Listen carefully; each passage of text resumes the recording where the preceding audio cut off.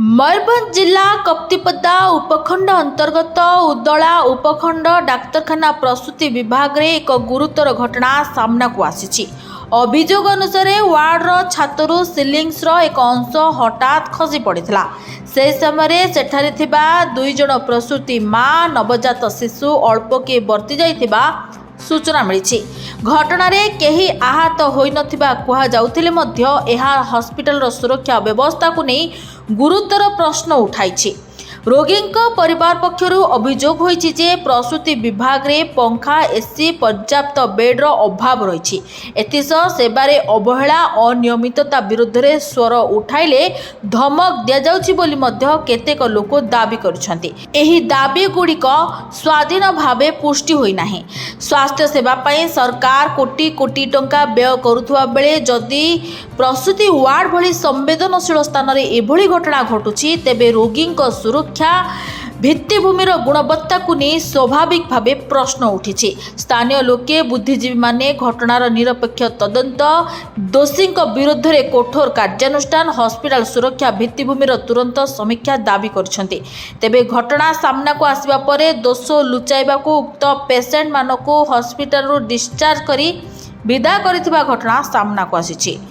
एबे प्रश्न प्रसूति माँ नवजात शिशुଙ୍କ सुरक्षा प्रति किए दायी? हॉस्पिटल भित्तिभूमिर त्रुटि पई काहा विरोध रे कार्यानुष्ठान हेबो? अभियोग गुड़िकर निरपेक्ष तदंत केबे हेबो? उदलावासी केबे पाइबे निरापद निरवच्छिन्न स्वास्थ्य सेवा?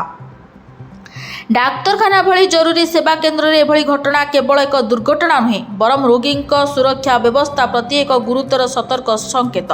जदि एही अभियोग गुड़िक सत्य प्रमाणित हुए तेबे दोषी विरुद्ध रे तुरंत पदक्षेप हॉस्पिटल समस्त भित्तिभूमिर सुरक्षा जांच अत्यावश्यक रही।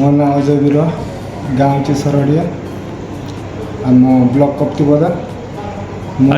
आज जो घटना होता घटना विषय कौन कहे? जो छातरू जो सीलिंग जो खसी पड़ा ये पेसेंट थिले? ये पेसेंट थिले दीटा बेड थिला एडी गुटे थिला सीटी गुटे थिला खसी गला जते बेले छुआंक ऊपर पड़ी जाता भाग्यवशत तांको ऊपर पड़लानी। आ एई बाबत को आमे नर्स को सिक्योरिटी को कहला बेले सामने रागुचंती कहले कि एई बाबत को तुम्हें किछि कहबार दरकार नहीं। एई माने धमक दउचंती? हां धमक देले और कहले कि ये बाबद किसी कहबनी जहाँ यहाँ गवर्नमेंट करें किसी कहींपारे सेमती कहले जे आपन एठी रोग भल पई आछंती आप पेसेंट नहीं आछंती जो विपद संकुल जो अच्छी छात भी केतले गली पड़ो तार किसी कही हेबनी जे आपन भय लागुनी एठी? तो भय लागुची सेमती कि रहबा पई। जे दोष काहाकू देबे? से माने कहउचंती सरकार एटा करचंती के कहले? से नर्स माने कहले?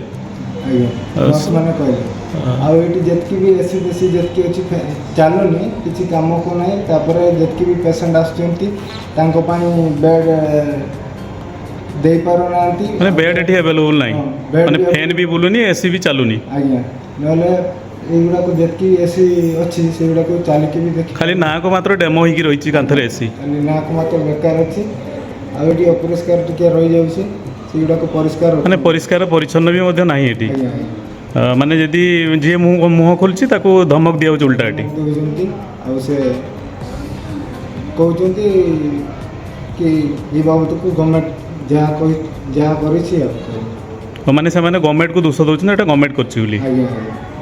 जे आपण कोन भाबुचंती एटा गवर्नमेंट करछि ना एमती ठिका संस्था किए करिसंती? एटा मु से बाबत को जानिनी। दोष काहाकू देबे?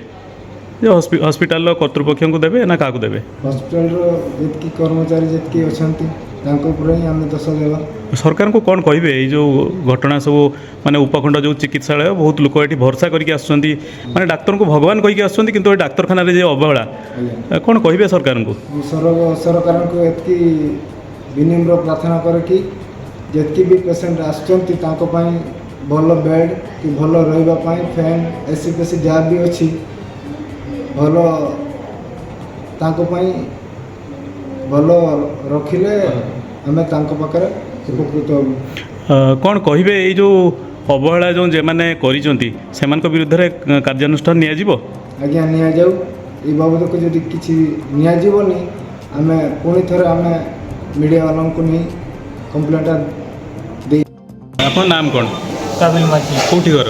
ନୂଆ ଗାଁ କେତେ ଦିନ ହେଲା ଆସିଲେଣି? ଗତକାଲି 8ଟା ବେଳେ ମାନେ କ'ଣ ହେଇଛି? ଡେଲିଭରି ପେସେଣ୍ଟ ଯେଉଁ ଆସିଲାଣି ଉପରେ ଯେଉଁ ଫାଙ୍କା ଅଛି ଭୟ ଲାଗୁନି? ଯେଉଁ ଛାତ ଉପରେ ଯେଉଁ ଛାତ ଖସି ପଡ଼ୁଛି ସେପଟେ ଯେଉଁ ଖସି ପଡ଼ୁଛି ଶୁଣିଛନ୍ତି? ଆଜି ହଁ ଆଜ୍ଞା ଶୁଣିଛି ମାନେ କ'ଣ ହେଇଥିଲା? ଛାତଟା ରଷ୍ଟ ହେଇଯାଇଥିଲା ନା ଗଳି ପଡ଼ିଲା ଉପରେ ପେସେଣ୍ଟ ଥିଲେ ତଳେ। ଭୟ ଲାଗୁନି ଆପଣମାନେ ଯେଉଁ ଏଠି ରହୁଛନ୍ତି? ଆଜ୍ଞା ଭୟ ଲାଗୁଛି ନିହାତି ଛାଡ଼ି ଯାଇଛି। ମୟୂରଭଞ୍ଜ ଜିଲ୍ଲା ଉଦଳାରୁ ରାଜୀବ କୁମାର ବେହେରାଙ୍କ ରିପୋର୍ଟ, ଚର୍ଚ୍ଚା ଟିଭି।